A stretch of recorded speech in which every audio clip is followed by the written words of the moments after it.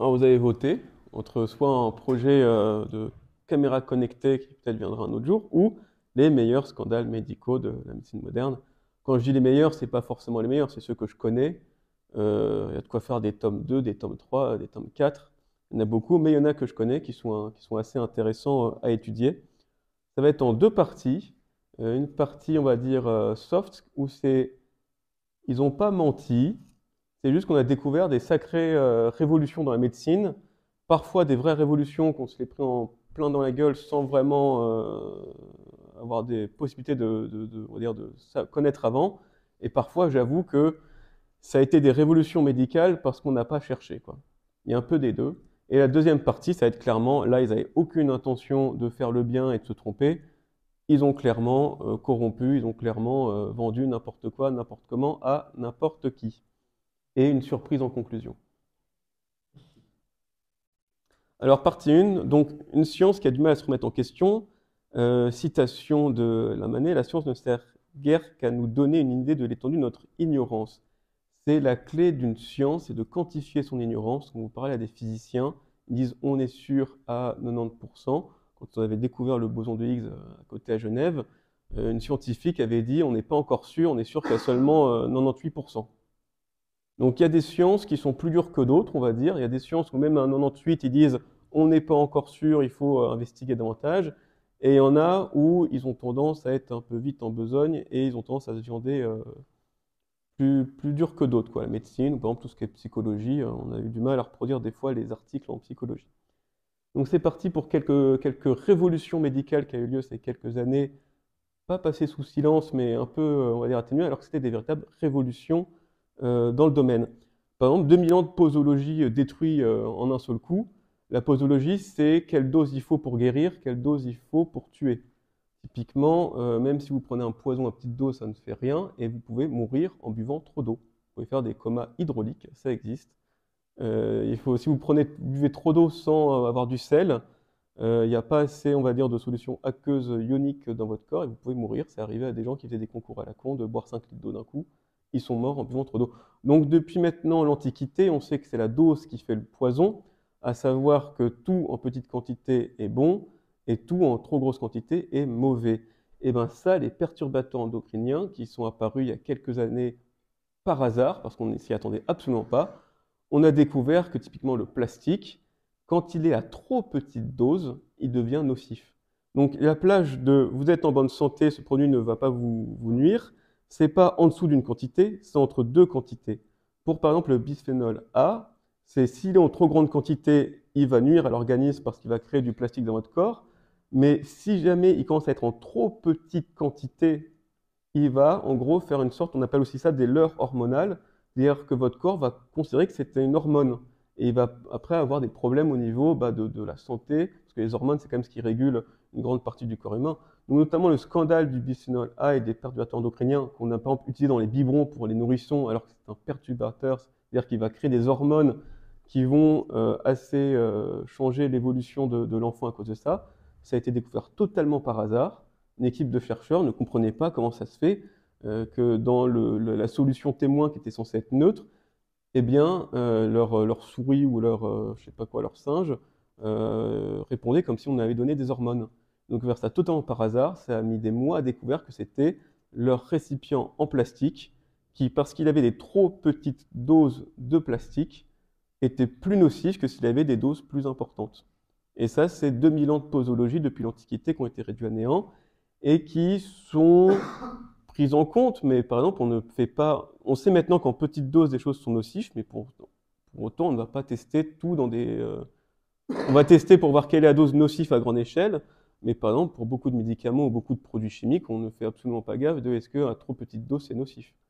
On l'a découvert par hasard, ça a été une vraie révolution dans le médical. Ça a créé des scandales quand même parce qu'on s'est rendu compte qu'un des produits les plus nocifs était mis dans des biberons pour enfants. Zut! Mais même encore aujourd'hui, on va dire cette révolution n'est pas forcément appliquée à toutes les échelles. Une autre révolution qu'on parle un peu, c'est le microbiote. Et ça, c'est une véritable révolution médicale qui se sont encore pris bien une main dans la gueule fort, fort, fort, puisque depuis Pasteur, la règle est très simple, c'est les maladies sont causées par des microbes, virus, bactéries. Donc dans le doute, on tue tous les microbes et il n'y a plus de problème. Ça, c'était vraiment la vision de Pasteur, et c'était une révolution, soit déjà à l'époque, parce que à l'époque de Pasteur, c'était les 4 humeurs qui faisaient théorie fondamentale de la médecine depuis 2000 ans. C'était un truc qui était plus proche des chakras que de la médecine. Réellement, c'était on a 4 humeurs et il faut réussir à gérer ces 4 humeurs, et si tu chopes le typhus, c'est parce que tu as trop de colère en toi, quoi. Et donc déjà, Pasteur a remis un peu les pendules à l'heure en disant peut-être qu'il y a des microbes qui jouent dans le truc et il faut prendre en compte. Mais la conclusion était un peu hâtive, c'est puisque des maladies viennent des microbes, des bactéries, des virus, tous les microbes et toutes les bactéries surtout sont nocifs pour le corps humain, il faut donc les éradiquer à coups d'antibiotiques, fort, fort, fort, en moindre doute, antibiotiques dans tous les sens. Et on est passé de quelques années à tous les microbes, il faut les éradiquer à coups d'antibiotiques, à on va injecter de la merde pour aller mieux. C'est pas une blague, vous voyez, c'est ici l'Agence nationale de santé française qui fait des tests depuis des années, qui est concluant, sur la transplantation de microbiote fécal et son encadrement dans les essais cliniques. Donc comment est-ce qu'on est passé de il faut tuer tous les microbes pour aller mieux à ouais, en fait, si on te réinjecte la merde d'autrui, tu vas mieux t'en sortir. C'était, ça se chuve depuis 2 semaines. Ouais, non, mais le pire, c'est que ça fonctionne, hein. C'est parce qu'on a découvert le microbiote depuis maintenant 15, on va dire 15 années. Grosse révolution dans le milieu. Les microbes, il y en a qui sont pas juste inutiles et qui font pas de mal, il y en a qui sont vitaux. Il y a vraiment des microbes qui sont vitaux. Ici, par exemple, par rapport au sommeil, des études montrent qu'un microbiote pas assez fourni peut perturber le sommeil. Ici, ça peut perturber le côté neurodéveloppement et psychiatrie. Ça a été en fait un peu ça qu'a découvert le microbiote, c'est qu'on avait tendance à tabasser les enfants d'antibiotiques au point de déranger leur microbiote, au point qu'ils avaient des retards de croissance d'un point de vue cerveau. Parce que sans les bonnes bactéries, ils n'avaient pas les bonnes protéines, enzymes, quoi que ce soit, et leur cerveau prenait du retard. Le fait d'avoir tabassé des gosses aux antibiotiques pendant des années a créé des cas d'autisme uniquement dus à ça, parce que l'enfant a eu des retards de développement.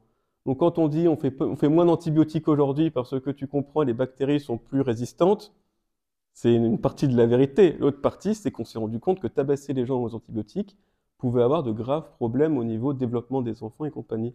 Donc le microbiote, ça a été une énorme révolution dans le milieu qui est arrivée il y a quelques années, qui a été mis discrètement en disant ah oui, oui, on commence à le faire, c'est bien et compagnie, mais ça a révolutionné la manière dont on fait la médecine, qui consistait à considérer tout microbe comme nocif et donc à tabasser tout ce qui bougeait à coup d'antibiotiques. Et ici aussi pour tout ce qui est par exemple dépression. Et on se rend compte que s'il y a des personnes qui peuvent être soumises au stress ou à la dépression, c'est en partie dû à leur microbiote. C'est à cause d'un déséquilibre dans le microbiote, ça a des impacts sur l'état physique, l'état mental des personnes, et donc on va dire vouloir tout retirer et compagnie. Oui. C'est un peu le retour des humeurs en fait. Et ben on verra qu'il y a des choses comme ça. On verra qu'il y a la médecine fait des allers-retours un peu comme ça. Ou même je l'ai pas mis, mais typiquement tout ce qui est antidépresseur, on se rend compte que pour les dépressions passagères, n'importe quel exercice de relaxation est plus efficace. Donc littéralement, en cas de dépression, il vaut mieux aller s'occuper de ses chakras que d'aller prendre des bonnes pilules. Si vous êtes vraiment dépressif, suicidaire, il vaut mieux les pilules parce que ça fonctionne, hein, ça régule bien. Mais il y a des allers-retours, effectivement, après avoir dit, moi je me rappelle avoir lu un bouquin de médecine où le mec il disait, à ce qui paraît, la psychologie c'est de la médecine. J'ai appris que la pédiatrie aussi, et là je viens de tomber des nues, comme quoi la psychopédiatrie c'est de la médecine, depuis quand on demande la vie aux enfants, quoi. C'était dans un bouquin de médecine pour les nuls, un truc comme ça. Donc ils étaient partis, à un moment ils étaient très spirituels les médecins, puis après ils ont dit totalement l'être humain dans la médecine on l'élimine, c'est que des molécules qui se battent entre elles, et puis savoir si le patient il est content ou non, c'est pas notre problème. Puis effectivement, on va dire il y a un retour de flamme en disant bon, faut quand même faire un peu plus attention à tout ça. Mais donc voilà le microbiote, énorme révolution qui est pareil, est arrivée il y a quelques années et qui a qui n'a pas détruit les thèses de Pasteur, mais ils avaient pris la conclusion que si les maladies viennent des microbes, c'est-à-dire que tous les microbes sont nuisibles. Bon, bah, il y a eu un petit ajustement qui a été fait ces dernières années.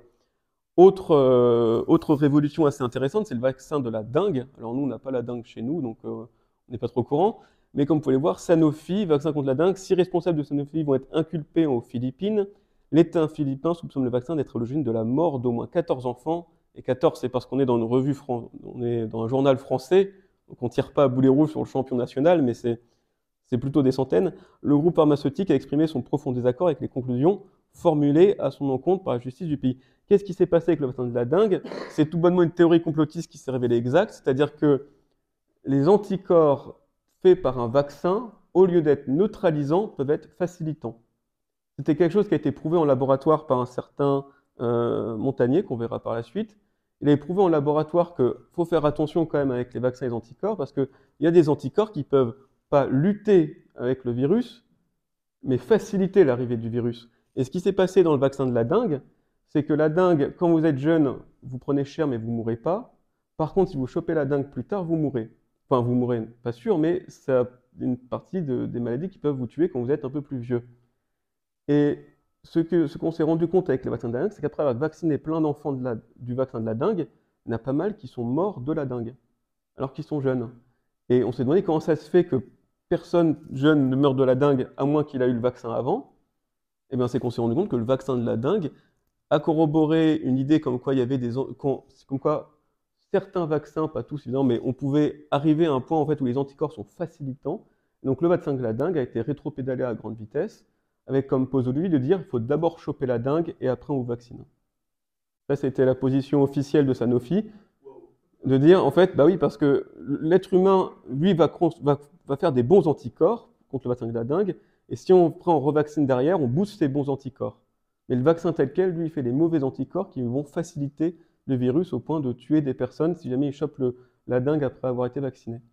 Bon, et sauf que comme le but, c'était quand même de vacciner les gens avant qu'ils chopent la dengue quand ils sont plus vieux, bah bon, en fin de compte, Sanofi, vu les poursuites judiciaires, vu les machins, il a tout arrêté. Le vaccin de la dengue n'est plus... Parce qu'avant, c'était vraiment considéré comme complotiste. En fait, la personne qui avait mis ça à la base, on l'a dit, c'est totalement faux. C'est pas possible qu'un vaccin amplifie la maladie. C'était inimaginable. Et il a fallu que, en fait, c'est pas de bol, c'est notre champion français là qui s'est pris... que ça tombe sur quelqu'un, et ça a été le vaccin de la dengue, où là, le premier, on a eu la preuve absolue que oui, des personnes qui ont été vaccinées meurent de la dengue, alors qu'en théorie non, il y a quelqu'un qui toque à la porte, là. C'est Vladimir Poutine, c'est Sanofi, là, c'est Sanofi, il a dit, François, j'ai pas aimé ta presse, là. Donc, grosse révolution, c'est-à-dire qu'il y a des anticorps facilitants, et il faut faire très attention maintenant quand on fait les tests au niveau des vaccins et compagnie, que ça ne va pas amplifier la maladie. Parce que vous voyez, il y en a plusieurs, ils parlent des vaccins contre la dengue, contre la fièvre jaune, contre le Zika, et après ils disent alors ça que, par exemple, ça pourrait être le cas des formes graves de Covid-19, où le corps humain crée des anticorps facilitants plutôt que neutralisants, et ainsi ça amplifie la maladie du Covid, quoi. Mais encore une fois, une belle petite révolution qui est arrivée dans la médecine il n'y a pas si longtemps que ça. Vaccin de la dengue. Donc celui qui a trouvé ça, c'était Luc Montagnier, et prix Nobel de chimie, de physiologie et de médecine. Il avait déjà théorisé les anticorps facilitants, et c'est surtout celui qui a découvert le virus du sida, le VIH.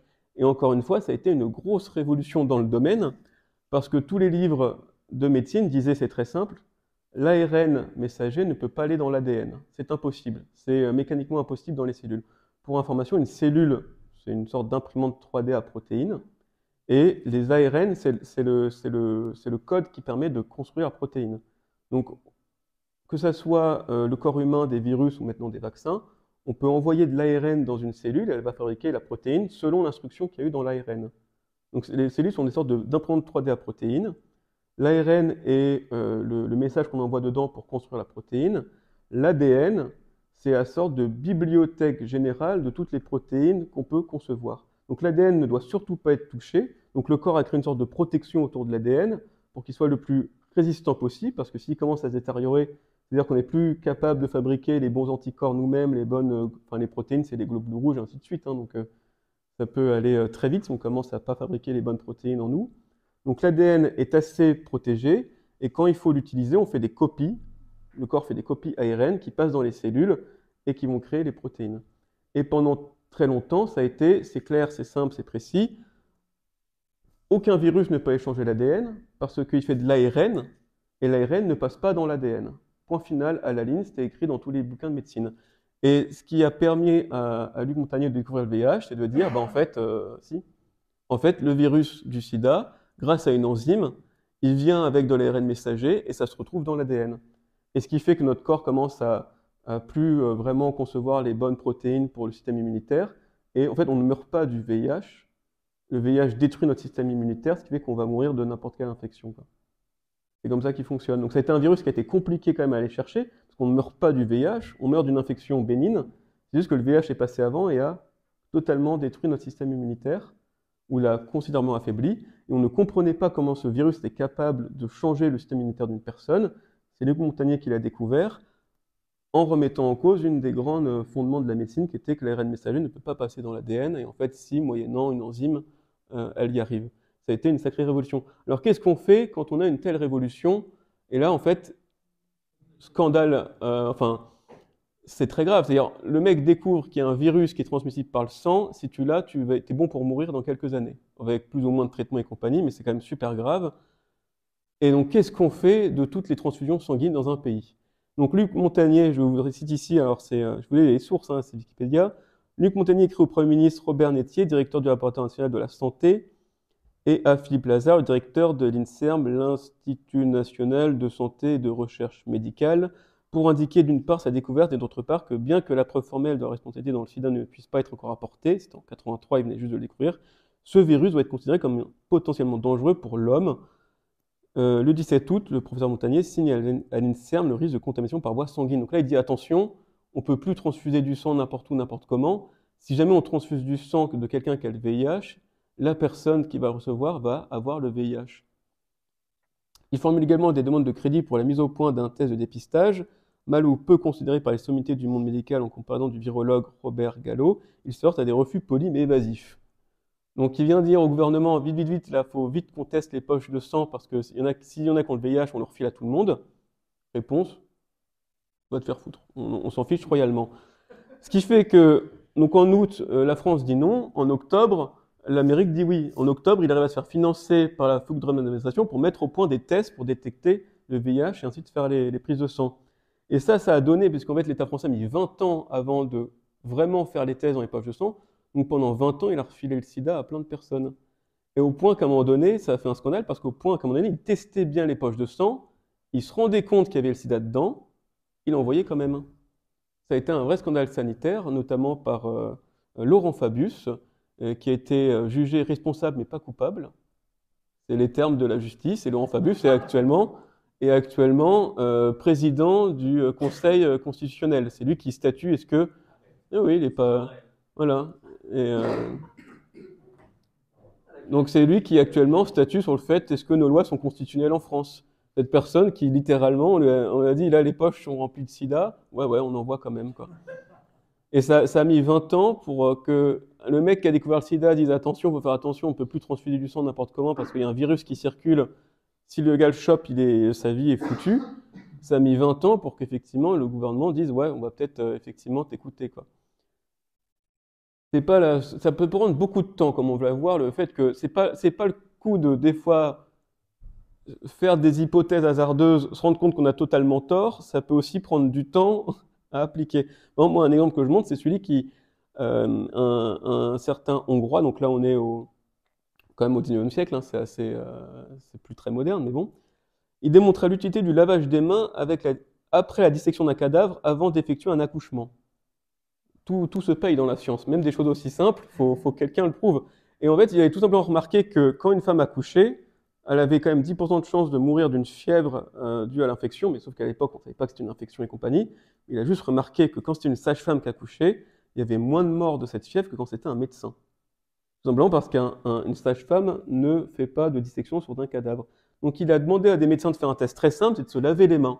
Et juste en se lavant les mains avant de se faire accoucher, c'est passé de 12 à 2,4. Puis après, en fiabilisant encore un peu plus le lavage de mains, c'est passé de 12% de morts des femmes après accouchement à 1,3%. Eh bien, je vous lis la suite de l'article. Ces observations vont contre l'opinion qui prévaut alors chez les scientifiques, lesquels, parmi d'autres opinions qui sont elles aussi abonnées par la suite, attribuent les maladies à un déséquilibre dans le corps des 4 humeurs fondamentales, la fameuse théorie médicale depuis 30 ans. Une théorie connue sous le nom de dyscrasie. Le protocole de lavage des mains prenait dans les articles les lourds il doit durer au moins 5 minutes, vous en rendez-vous compte, pour la vie d'une femme, bon, et utilise une solution à base de chlore qui pouvait être irritant. De plus, les médecins n'ont aucune envie d'avouer qu'ils étaient responsables de tant de morts juste en ne se lavant pas les mains. Donc entre le mec qui découvre qu'il faut se laver les mains avant l'accouchement et le fait qu'ils le font réellement, il s'est passé 50 ans. Ça a vraiment mis beaucoup, beaucoup de temps pour qu'on dise, ouais, finalement, il a raison, on va se laver les mains avant d'accoucher les femmes. Alors qu'en soi, les preuves étaient là, il avait fait diviser par 10 quand même le taux de mortalité en disant, faut juste te laver les mains 5 minutes avant de faire l'accouchement, quoi. Ouais, bah après, à l'époque, c'était le chlore, quoi. Donc ouais, c'est sûr que ça donnait pas envie, mais bon. Disons qu'on aurait pu continuer dans cette voie-là encore quelques temps pour améliorer le processus. Donc c'est pas le tout que la médecine, contrairement à d'autres sciences qui vraiment quantifient énormément leur ignorance, comme par exemple les articles de physique, actuellement les articles de physique, ils ont un problème dans la mesure de l'expansion de l'univers, ils cogitent tous, quoi. Ils cogitent tous. C'est juste les théories comme la relativité générale, c'est parce qu'on avait découvert des irrégularités dans la trajectoire de Mercure. Donc des petites irrégularités où tout le monde était en mode oh, comment ça se fait, notre théorie est fausse, et c'est parti, il y a tout le monde qui travaille pour essayer de comprendre d'où vient le problème. Bon, la médecine, ils sont pas vraiment à ce niveau-là, on va dire. Ils sont plus en mode on a des théories, enfin, on a prouvé quelque chose, et encore, mais on va pas chercher à trop approfondir, ce qui fait qu'ils se prennent des claques, enfin, ils se prennent souvent des claques assez lourdes, et même quand ils prennent des claques, ils mettent du temps à réagir. Et par exemple, pour finir cette première partie, une autre petite révolution, c'est le sommeil. Alors on est tous au courant depuis longtemps que le sommeil est important, mais pas à ce point-là. On se rend compte, article après article, que ne serait-ce que de faire une nuit blanche, une seule nuit blanche, ça réduit notre prise de décision, ça réduit notre humeur, ça réduit tout. On se rend compte que ne serait-ce que de dormir seulement 6 heures par nuit et pas 8, provoque des dégâts de santé, par exemple, vis-à-vis de l'obésité, de la dépression et ainsi de suite. Donc, la vraie révolution dans le sommeil, c'est pas qu'on sait que c'était important, mais on vient de découvrir que c'était à ce point-là important que même des petits manques de sommeil peuvent entraîner de graves problèmes médicaux. Et donc, par exemple, on sait très bien que manquer de sommeil, si jamais on est réveillé pendant 16, 20 heures et ainsi de suite, on prend des décisions vraiment foireuses. C'est-à-dire que notre problème de cognition, de prise de décision, quand on commence à avoir mal dormi, il est catastrophique. La question est pourquoi est-ce qu'on fait encore des gardes de 24 heures dans les hôpitaux? C'est-à-dire votre médecin qui prend une décision alors qu'il n'a pas dormi depuis 20 heures, c'est à peu près du même niveau que de ne pas se laver les mains avant un accouchement. Et on sait très bien, les preuves sont là, comme quoi après 20 heures à rester éveillé et à prendre des décisions, on est plus bon à prendre des décisions. Et pourtant, bah, encore aujourd'hui, le manque de sommeil chez les médecins dans les hôpitaux ne semble pas être très pris en compte. Donc il y a des choses qui prennent du temps, vous voyez, ça prend toujours un peu de temps en médecine. Donc voilà pour la partie 1, qui était soft, parce que oui, ils se sont trompés, mais ils n'avaient pas l'intention de nuire. C'est juste que... Et là, vous voyez que c'est des révolutions qui ont eu lieu dans les 20 dernières années. Donc les révolutions en médecine où il faut réécrire les manuels parce qu'ils se sont trompés, c'est pas comme, on va dire, Galilée, où c'est tous les... en physique, par exemple, il y a eu Galilée qui a vraiment révolutionné, où il a fallu réécrire ce qu'on faisait avant, mais passer de Galilée à Newton, c'est une extension. C'est-à-dire que ça ne contredit pas ce que disait Galilée, c'était une extension par rapport à ce que disait Galilée, par rapport à tous les mouvements des corps. Passer de Newton à Einstein, c'est encore une extension.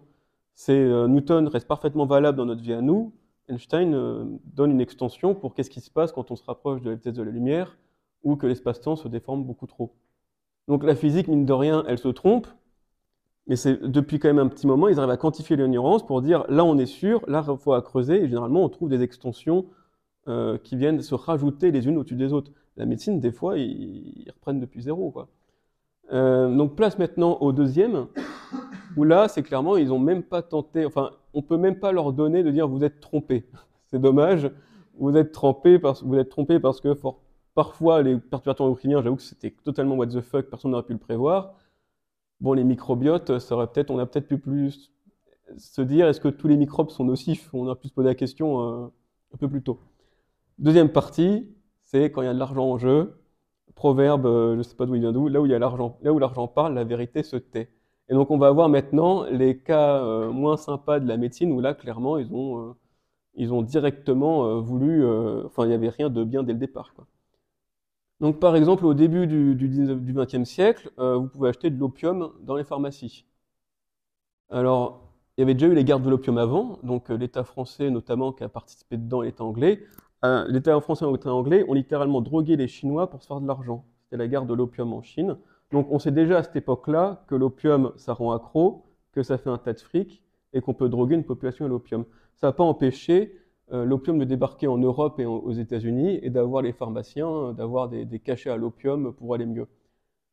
Sans surprise, ça a drogué la population et ça a été un désastre, mais heureusement, Big Pharma a la solution. Pour contrer l'opium, ils ont inventé la cocaïne. Oui, c'est vrai. Donc vous avez ici, donc là ici c'était de l'opium que vous avez disponible à votre pharmacie, Works for Better Community and Health, la pharmacie. Et là vous avez par exemple, dès que vous avez mal aux dents, ils vous proposaient un dentifrice à la cocaïne pour soigner le mal de dents. Donc là, surprise générale, 15 centimes, c'était pas cher en plus. Hein. Aujourd'hui, c'est pas 10 grammes 10 euros le gramme, quoi. Donc, qu'est-ce qu'ils ont inventé pour garder, parce que maintenant, tout le monde était drogué à la cocaïne. Donc, qu'est-ce qu'ils ont inventé? Ils ont inventé une dérivée de l'opium qui était plus efficace, qui était l'héroïne. On dit avec ça, on va pouvoir guérir ceux qui sont accros à la coke, ça va bien le faire. Donc, vous voyez qu'ils vous proposent, contre une toux, hein, contre une toux, ils vous disent, t'en fais pas, j'ai la solution contre ta toux. On va prendre et Bayer, hein, c'était le cocaïne, je sais pas qui l'a inventé, mais c'était aussi Big Pharma. Et Bayer, elle est encore là aujourd'hui. Ça a été l'inventeur de l'héroïne pour guérir des gens qui avaient la cocaïne. Sans surprise, l'héroïne, en fait, à la première dose, vous êtes accro. Ça mal. Alors là, c'est des trucs anciens, c'était le début du siècle. Il y a de l'aspirine. Vous voyez qu'il faut se méfier. Des fois, ils ont bon, des fois, ils ont pas bon. L'aspirine, ça a été très utile. L'héroïne, un peu moins, quoi. C'est pour ça que ça s'appelle l'héroïne et que c'est un nom positif, en fait. C'est un médicament à la base. C'était un médicament, et c'était un médicament en plus. C'était après, là, on est en plein dans la guerre. Et ce médicament, tu sens pas la douleur. Donc, il crée des zéros. Il crée des zéros capables d'aller au combat et de se prendre des balles et de vraiment... voilà, donc une belle invention. Alors on peut se dire, qu'est-ce qu'ils étaient cons à cette époque quand même de soigner de l'héroïne avec de la toux. Ils ont refait le même coup il y a 10 ans. Aux États-Unis, il y a une crise d'opioïdes parce que la Big Pharma Purity ou Purita, je sais plus, Puritaine? Non, je sais plus le nom exact. Bon, c'est quelque chose comme Puri, quoi. Tu vois, j'ai oublié le nom. Ils ont littéralement corrompu tout le système pour dire que pareil, maintenant, quand Madame Michu a mal aux dents, ou quand quelqu'un a mal au dos, ou quand quelqu'un a une toux, vous allez prendre du tramadol, vous allez prendre du fentanyl, vous allez prendre du coxitin, qui sont des opioïdes. Et ils ont réussi à convaincre les médecins et l'administration que non, ça n'allait pas rendre accro. Donc cette énorme explosion de l'opioïde aux États-Unis, elle est due parce que une compagnie en particulier aux États-Unis a convaincu tout ce qu'il fallait corrompre en fait, pour dire oui, dès que quelqu'un arrive avec quelque chose, tu lui files mon médicament qui à la base était réservé pour les fins de vie en cancer qui avaient des énormes douleurs, et ben tu vas lui filer mes médocs dès qu'il a une toux, dès qu'il a une mal de dents. Et en fait, toutes ces personnes ont fini bien souvent droguées. Et les pharmacies ont mis aucune limite. Il y avait ce qu'on appelle des moulins à pilules, des pharmacies qui pouvaient vendre des milliers de cachets à l'opium par jour. Ça a été un sacré scandale qui est décrit ici. C'est Purdue alors. Purdue, lançant une campagne de communication à grande échelle, elle paye certains scientifiques renommés pour faire croire à la faible dangerosité du produit. Le produit, c'est l'opium. Hein. Donc on est au courant que l'opium, ça rend quand même accro, quoi. Ment sur les chiffres d'addiction et recourt à une campagne commerciale agressive, vidéos, brochures, visites médicaux. Purdue donne ainsi des formations encourageant la prescription d'oxycontin et minimisant les risques d'addiction auprès des médecins. Donc ils ont littéralement refait le coup qu'il y a un siècle. C'est-à-dire quand il y a un siècle, ils ont inventé la cocaïne et après l'héroïne en disant n'hésitez pas à le donner à tout le monde. Ils ont juste attendu un siècle que les gens oublient et hop, de nouveau, ils sont allés refoutre de l'opium chez tout le monde histoire de se faire un tas de blé gigantesque. Alors on peut tout vendre, hein. Par exemple, le gras a été vu comme étant mal, ce qui en soi n'est pas forcément mauvais, mais il a été vu comme étant mal au profit du sucre. Donc à un moment donné, la médecine et des scientifiques ont dit le gras c'est mal, le sucre c'est beaucoup mieux. C'est-à-dire que le problème d'obésité et de risque cardiaque qu'on a aux États-Unis, c'est parce qu'on mange trop gras, mais promis, si on prend du sucre, ça va tout de suite beaucoup mieux. Donc vous donne des pubs ici qui vous disent que le sucre va vous aider à faire un régime sous-alimenté, donc à faire des régimes. Donc le sucre va vous aider à perdre du poids, grosso modo. Voilà. Bon, alors c'est sûr qu'il vaut mieux mettre une meuf photogénique qui lâche une glace qu'un obèse à qui on ampute une jambe avec le diabète, quoi. Mais c'est ça. Mais après, on s'est dit, ah merde, en fait, le sucre, c'est encore pire. Le corps le stocke d'une autre manière que le gras. Le gras, il le stocke, mais il est capable de le redonner rapidement. le sucre, c'était tellement rare, c'est indispensable pour le cerveau par exemple, c'est tellement rare dans la nature que déjà le cerveau est accro au sucre parce qu'il sait très bien qu'il y en aura peu normalement, donc il est obligé de toujours en demander. Et c'est tellement rare le sucre va être stocké d'une manière bien précise, qui fait que ça va être le dernier, comme une forme de graisse, hein, voilà, mais ça va être le dernière graisse qu'il va utiliser pour faire de l'effort. Il va le garder sous une forme, il sait que c'est tellement précieux qu'il vaut vraiment attendre d'avoir brûlé toutes vos calories, puis toutes vos graisses classiques, avant que le cerveau commence à déstocker son sucre pour l'utiliser. Donc le sucre rend obèse beaucoup plus vite et beaucoup plus dur à gérer, parce qu'il est stocké d'une manière qui le rend beaucoup plus compliqué à aller le retirer après, moyennement du sport et ainsi de suite. Mais heureusement, ils ont encore une belle solution. Le sucre, c'est mauvais, mais on a inventé l'aspartame, qui est vraiment exceptionnel, lui. Ah, en fait, ah non, l'édulcorant, excusez-moi. L'édulcorant, pas de bol, cancérigène, mais c'est pas grave, on a mieux que l'édulcorant. On a l'aspartame, qui lui, promis, ne fait aucun dégât. Donc l'aspartame, lui, par contre, il est mis comme probablement cancérigène. Ça signifie que je crois que vous pouvez plus trop en acheter. Il n'y a plus les petites capsules là, qu'on met dans le café. Par contre, vous le trouvez dans tout ce qui est Coca-Cola Diet et ainsi de suite, quoi. Parce qu'ils n'ont pas encore trouvé de substitut à l'aspartame. Donc il est vu comme probablement cancérigène, beaucoup. Mais vu qu'on n'a pas d'autres alternatives, et ben, on continue d'utiliser de l'aspartame parce que c'est ce qui donne un pouvoir sucré super sans avoir le problème de calories. De quoi? Ah bah tu vois, ils vont suivre là. Pas encore. Pas encore. Petite chose intéressante, comment le mec a réussi à prouver que le gras c'était mal et le sucre c'était beaucoup mieux? Il a tout simplement trouvé un graphique que plus les gens mangent gras, plus ils ont des problèmes cardiaques. Et c'est cet article-là de ce scientifique qui a dit, surtout attention, regardez, le gras c'est vraiment mal, il ne faut pas l'utiliser parce que, vous voyez, plus les gens mangent gras, plus ils vont avoir des problèmes cardiaques, il faut passer au sucre. Sauf qu'on s'est rendu compte après que ça, c'était les données qu'il avait. Et qu'il a en fait méticuleusement choisi les pays dans lesquels il y a une corrélation. Et typiquement, ça c'était peut-être la France et l'Allemagne, et je pense que la Suisse est là-dedans, où nous on mange très gras, sans avoir trop de problèmes cardiaques. Nous, entre nos crèmes fraîches, nos beurres, nos chocolats, enfin, on mange sacrément gras et on a moins de problèmes cardiaques qu'un Américain. C'est parce que là, pareil, c'est de la nutrition, il y a différents types de gras et ainsi de suite. Mais donc la personne qui a fait passer l'industrie du gras au sucre, ce qui arrangeait bien l'industrie, le sucre c'est moins cher et ça rend addictif, avait plein de pays qui montraient qu'en fait il n'y avait pas de causalité, et puis il a pondé un article où il a choisi les pays qui vont dans son sens. Pour un peu finir de toutes les dernières machins, je rappelle qu'ils ont quand même vendu du tabac. Donc vous avez ici le tabac More Doctors Smoke Camel Than Any Other Cigarettes. Donc ils n'ont pas hésité à trouver des médecins pour vendre du tabac. Ensuite, parce que c'est très irritant, donc ils ont rendu les cigarettes moins irritants, ce qui fait qu'on en fume plus. Et là, vous avez une nouvelle pub de Lucky Strike qui explique que plus de 20 000 physiciens disent que Lucky Strike est moins irritant. Bon, ensuite on leur dit ouais, ça reste encore nocif. Bah, pas de souci, on invente le filtre. Donc là, c'est un dentiste qui vous dit que le filtre c'est bon pour votre santé. Le filtre c'est encore pire parce que ça vous permet d'inhaler la fumée. Alors qu'avant, c'était compliqué d'inhaler de la fumée. Donc en fin de compte, le filtre qui était censé rendre le truc moins nocif, vu maintenant on avale la fumée, ça le rend encore plus nocif. Mais bon, c'est pas grave, on a encore une nouvelle truc. Maintenant, ça va être la cigarette électronique qui, soi-disant, peut être prescrite médicalement, quoi. Parce que, soi-disant, elle est moins nocive, et ainsi de suite, et vous en faites pas, c'est pas du vrai tabac, et ainsi de suite. Bon, je pense que dans 10 ans, on nous dira que la cigarette électronique, finalement, c'était tout aussi pire, voire mieux. Après, j'ai aussi le Mediator. Ouais, on est dans les temps, ouais. Donc le Mediator, on va dire pour finir, donc vous voyez qu'on peut vraiment vendre n'importe quoi, hein. On peut vendre de l'opium, on peut vendre du tabac, on peut vendre du sucre. Vous trouvez n'importe qui a besoin n'importe quel scientifique qui a besoin de l'argent, et puis il peut vraiment vous vendre n'importe quoi. Et la dernière affaire de grande corruption, alors aux États-Unis c'est les opioïdes, mais la dernière affaire de grande corruption qui a vraiment été documentée, traitée en France, c'est le Mediator, qui dans les médias s'apparente à un méchant laboratoire face à une gentille administration qui a tout fait pour éviter la chose. Donc le Mediator, c'était un médicament, je ne sais plus trop pourquoi, c'était peut-être encore un truc pour les cancers en fin de vie, qui a été utilisé comme antidiabète, comme coupe-faim.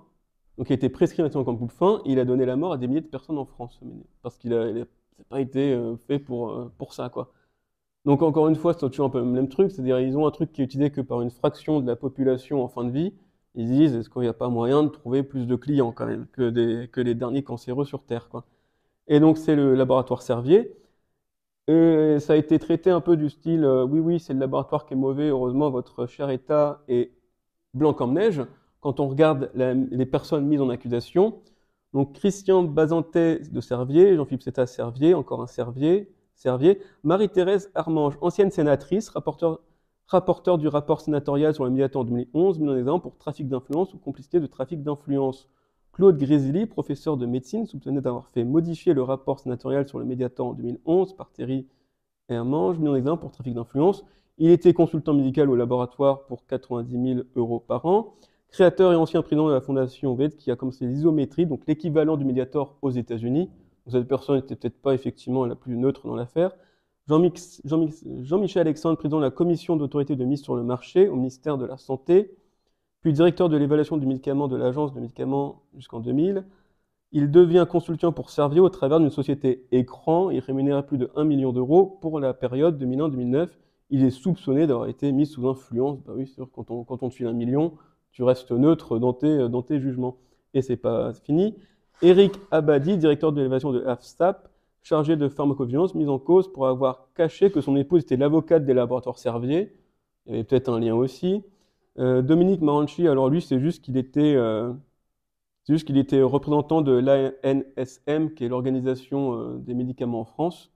Enfin, parmi tant d'autres, hein, oui, c'est la France. Hein. Il y a l'AFSAP qui doit faire du pharmacovigilance, l'ASM qui doit aussi faire quelque chose, le ministère de la Santé qui doit faire quelque chose, le directeur général de la Santé qui doit faire quelque chose, l'INSERM aussi, qui est l'Institut national de santé, donc c'est la France. Hein. Il y a 15 000 personnes pour être corrompues, quoi. Jacques Massot, ancien membre de la Haute Autorité de Santé, qui est encore une nouvelle truc, directeur général de la Santé, et François Hollande, ancien chargé de mission au ministère de la Santé, pour prise illégale d'intérêt. Encore un autre qui a été, en tant que témoin, qu'est-ce qu'il a fait? Signataire en donnant une note autorisant les laboratoires Servier à poursuivre la vente du Mediator. Et enfin, la Fondation de recherche pour l'hypertension artérielle, fondée par Jean-Philippe Setta, le bras droit de Jacques Servier, et animée par Alain Tedgui de l'INSERM. Donc il y avait un peu tout le monde qui a trempé. Le centre de recherche cardiovasculaire de l'hôpital Georges Pompidou, animé par le fameux Alain Tergarde, qui était lié à Servier, et sponsorisé, c'est-à-dire que le laboratoire en lui-même était sponsorisé par Servier. Le professeur Philippe Raveau, autre chercheur de l'INSERM, appointé par Servier avant le retrait du Mediator, et épinglé par l'IJA, l'Inspection générale des affaires sociales, encore une nouvelle. Donc le dernier scandale sanitaire en France, qui est largement, on va dire, documenté, jugé, et ainsi de suite, montre que enfin, tout le monde qui a pu tremper dedans, il a trempé dedans, quoi. C'est pas juste. Si jamais un laboratoire veut vraiment faire de la merde, il ne peut rien faire si jamais les procédures sont suivies, les agences de santé sont suivies.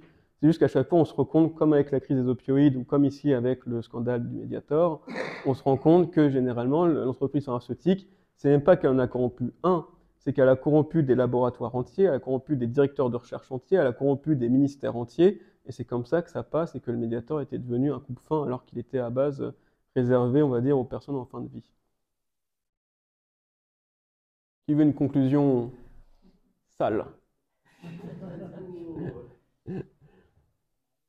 Allez, si vous voulez. Donc voici, pour une mystérieuse maladie, une affiche de l'OFCP en 2021. Donc qu'est-ce qu'on remarque sur cette affiche? C'est qu'ils ont tiré les codes de l'industrie du tabac, c'est-à-dire une femme photogénique, en blouse blanche, avec un regard apitoiement. Alors la femme, c'est une... Je vais regarder qui était. Ils la décrivent comme une médecin du centre hospitalier universitaire.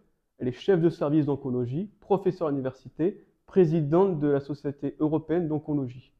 Donc je ne sais pas si elle a apprécié d'être vue comme simple médecin à l'hôpital alors que c'est une pointure dans l'oncologie.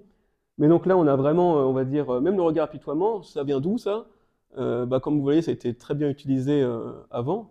Donc on a l'impression qu'ils nous vendent des fois des vaccins comme ils nous vendaient des paquets de clopes il y a 30 ans, quoi. C'est-à-dire le médecin qui vous regarde et qui vous dit faites ci, c'est très bien, en blouse blanche et patati patata. Et à votre avis, comment ça se termine ça? Ça se termine. Alors, vous voyez que quand il s'agit de dire des grands trucs, c'est sur des affiches dans toute la ville. Quand il s'agit de dire on s'est peut-être trompé, c'est plus discret. Communiqué du 11 septembre 2023. Comme jusqu'ici, le VID-CoV-19 provoque des infections et des maladies pouvant évoluer en forme grave chez les personnes vulnérables. La vaccination leur offre ainsi une bonne protection contre ces formes graves, mais ne protège guère d'une transmission et de l'infection ou de formes peu symptomatiques du VID-CoV-19. Pour ne pas nommer, hein. Parce que j'ai dit que je parlais pas de la fameuse maladie, donc je me suis dit on va quand même faire attention. Donc l'OFCP, donc en 2021, elle va chercher une médecin pour dire faut qu'on se fasse tous vacciner. Et en 2023, elle dit en fait ça sert plus à rien. Et même remettre le coup dernier mot en 2024. Pour toutes les autres personnes sans facteur de risque, il n'est pas recommandé de se faire vacciner contre le VID-CoV-19 car il n'existe pratiquement aucun risque de développer une forme grave de la maladie. Donc la médecine, c'est très sympathique, mais ils ont un peu tendance à, quand il s'agit de faire des grands discours et de machin, de faire des grandes affiches, et après, quelques années après, il suffit juste d'attendre et on découvre en petit dans des rapports de vaccination de l'OFCP passés totalement inaperçus que, en fait, ils se contredisent par rapport à il y a 2 ans. Voilà pour ces scandales médicaux à répétition. Donc la médecine, c'est passionnant. Ils ont quand même fait des sacrés progrès. Mais il faut être, on va dire, très pragmatique sur la médecine. Quand on regarde son histoire, quand on regarde la médecine moderne, ils peuvent se tromper lourdement parce qu'ils ont tendance à mal quantifier leur ignorance.